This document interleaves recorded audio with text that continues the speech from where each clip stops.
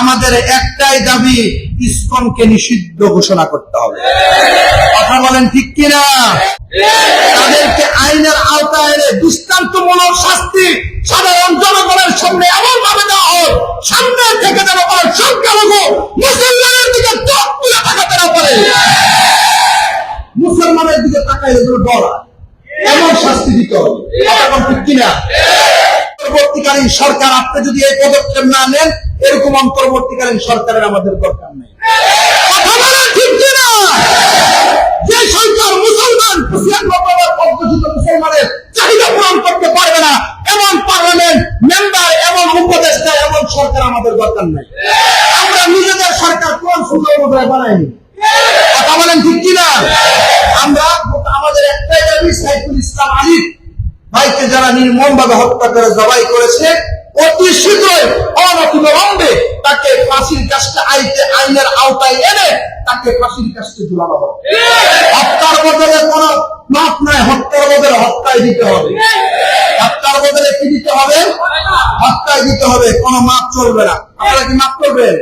যে আয়াত করছি, ইয়া আইয়ুহাল্লাযীনা আমানু উদখুলু, সূরা বাকারা 208 নম্বর আয়াত, ফিসিল নিকাফা। এই আয়াতের মধ্যে 4টা বিষয় পাওয়া যায়। কয়টা বিষয়? 4টা বিষয়। 1 নাম্বার হলো আত্মসমর্পণ। কি? এই আয়াতের মাধ্যমে ইসলামে পরিপূর্ণ নিজেকে প্রবেশ করে আত্মসমর্পণ করা। যেমন আত্মসমর্পণ করেছে ইব্রাহিম আলাইহিস সালাতু ওয়াস সালাম। কোরআন মাজিদে সূরা বাকারা আল্লাহ নিজে বলেছেন, ক্বালা লাহু রাব্বুহু আসলিম, ক্বালা আসলামতু লিরাব্বিল আলামিন। হ্যাঁ ইব্রাহিম আমার হুকুমের সামনে আত্মসমর্পণ করো। ইব্রাহিম আলাইহিস সালাতু ওয়াস সালাম আল্লাহর হুকুমের সামনে আত্মসমর্পণ করেছে। এই জন্য আল্লাহর যত হুকুম আসবে, প্রয়োজনে যদি জীবন দিতে হয়, আমরা আল্লাহর হুকুমের সামনে নিজের জীবন দিতেও প্রস্তুত আছি কিনা? কারা কারা রাজি আছেন? দুহাত উঁচু করেন। নামাজের পর আমরা স্কুলের বিরুদ্ধে কঠোরতম ওলামায়ে কেরাম এখানে পক্ষে হাত নামান আলোচনা রাখবে। ওলামায়ে কেরাম নামাজের পরে, আমরা নামাজের পরে সকলে এই বিক্ষোভ মিছিলে আমরা অংশগ্রহণ করবো। পারবো ইনশাআল্লাহ? কারা কারা রাখবেন? দুহাত উঁচু করে। আল্লাহ সবাইকে কবুল করুক, বলেন আমিন। এই জন্য আমরা আল্লাহর হুকুমের সামনে আত্মসমর্পণ করব। আমার ভাই সাইফুল ইসলাম আলিফকে যারা হত্যা করেছে, এই গোটা বাংলার মানুষের সামনে তাকে ফাঁসির কাস্টে ঝুলিয়ে মৃত্যুদণ্ড দিতে হবে। গোটা বাংলার জাতির মানুষ দেখবে, অস্ত্রসিদ্ধ স্ত্রী স্বামীর হত্যাকারীকে দেখতে চায়, মা তার সন্তানের হত্যাকারীকে দেখতে চায়। আমরা চাই অন্তর্বর্তীকালীন সরকার, আপনি যদি এই পদক্ষেপ না নেন, এরকম অন্তর্বর্তীকালীন সরকারের আমাদের দরকার নেই। কথা বলেন ঠিক কিনা? যে সরকার মুসলমান ৯৫ অধ্যুষিত মুসলমানের চাহিদা পূরণ করতে পারবে না, এমন পার্লামেন্ট মেম্বার, এমন উপদেষ্টা, এমন সরকার আমাদের দরকার নেই। আমরা নিজেদের সরকার কোন সুন্দর মতো বানাইনি। কথা বলেন ঠিক কিনা? আমরা আমাদের একটাই দাবি, সাইফুল ইসলাম আলী ভাইকে যারা নির্মম ভাবে হত্যা করে জবাই করেছে, অতি শীঘ্রই অনতিবিলম্বে তাকে ফাঁসির কাস্টে আইনের আওতায় এনে তাকে ফাঁসির কাস্টে ঝুলানো হবে। হত্যার বদলে কোনো মাপ নাই, হত্যার বদলে হত্যায় দিতে হবে। হত্যার বদলে কি দিতে হবে? হত্যায় দিতে হবে, কোনো মাপ চলবে না। আপনারা কি মাপ করবেন? কারা কারা মাপ করবেন? হাত তুলে। না বুঝছি হাত তুলে লাগছে, সমস্যা নাই। আপনারা কি মাফ করবেন না? কারা কারা দুহাত উঁচু করে। যারা হত্যা করেছে তার ফাঁসি চান, কারা কারা?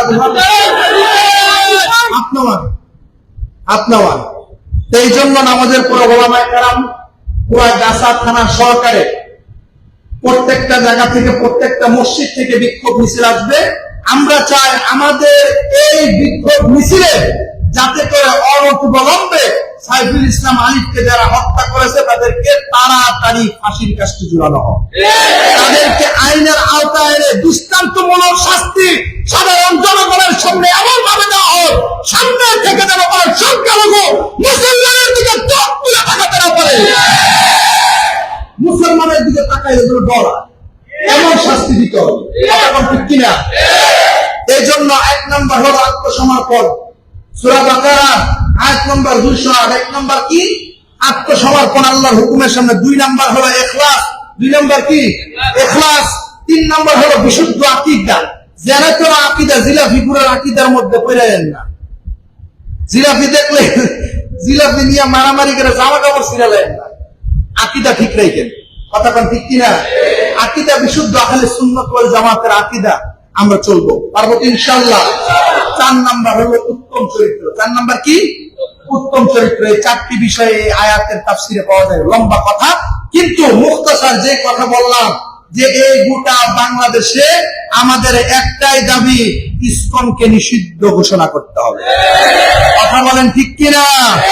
ইসকনকে নিষিদ্ধ ঘোষণা করতে এর পক্ষে কারা কারা আছেন দুই হাত উঁচু করে। আল্লাহ পাক সকলকে কবুল করুক, হাত নামান। আল্লাহ তাআলা আমাদের সকলকে পরিপূর্ণ ইখলাস দিয়া, পরিপূর্ণ তাকওয়া নিয়া, পরহেজগারিতা নিয়া প্রত্যেকটা মোকাবেলায় নিজের জান এবং মাল দিয়া এবং নিজে রক্ত ঝরিয়ে কাফের এবং মুশরিকদের মোকাবেলা করার তৌফিক দান করুক। আমিন।